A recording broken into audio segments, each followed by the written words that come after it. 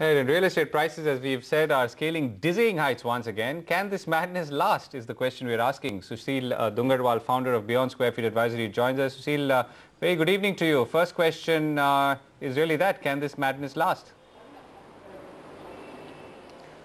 See, with the markets improving in the last quarter, I would say, things are looking very positive. However, I think, we should not conclude anything on one-off deal. This is just one of the deal which has happened, which can definitely be a motivator to the sector in the long run.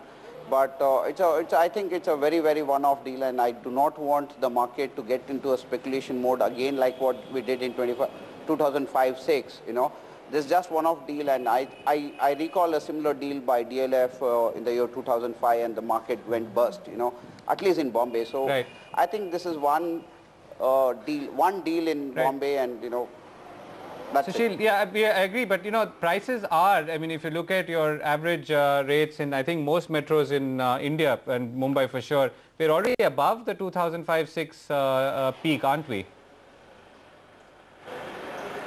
We are trying to touch that peak, surely. I don't deny that. But, again, I'm trying to say this good for the industry and for the consumers, Don't take one deal as a benchmark.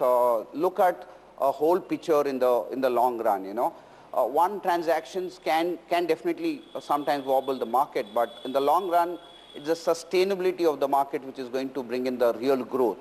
And secondly, if you look at the peculiarity of Bombay, Bombay virtually doesn't have any space to grow on the western suburbs. If at all there is going to be any growth, it's all going to be central suburbs, which is from Wadala up to Thane. That is where the city is going to grow in the next 5 to 10 years. Right. And this is the only patch where you have land available. But that's exactly it, isn't it, Sushil? Because of some of these reasons, we have been seeing an overheating in the space over the last few months, of the recent months. Now, if you are saying that this is just a one-off incident, or that you are expecting prices to cool off once again, what kind of time frame are you looking at?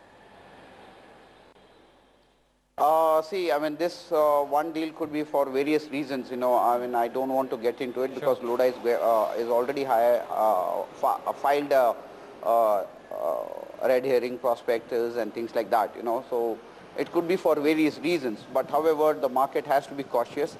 I would advise the realtors and also the consumers to hold on to their decisions.